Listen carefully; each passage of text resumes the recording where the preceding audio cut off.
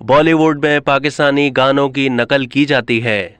पाकिस्तानी गानों की भारत में मकबूलियत का सबसे बड़ा सबूत यह है कि हर दौर में मारूफ गाने, उनकी धुनें और बाज़ औक़ात तो पूरी की पूरी म्यूज़िक वीडियो को ही नकल कर लिया जाता है। भारतीय गुलकार पलाश सीन के पाकिस्तानी गानों के भारत में कॉपी होने के एतराफ़ी बयान ने तहलका मचा दिया। उन्होंने बताया कि वो पाकिस्तानी गुलकार और मारूफ बैंड जल के बानी रुकन गौहर मुमताज़ की गायकी के परिस्तार हैं।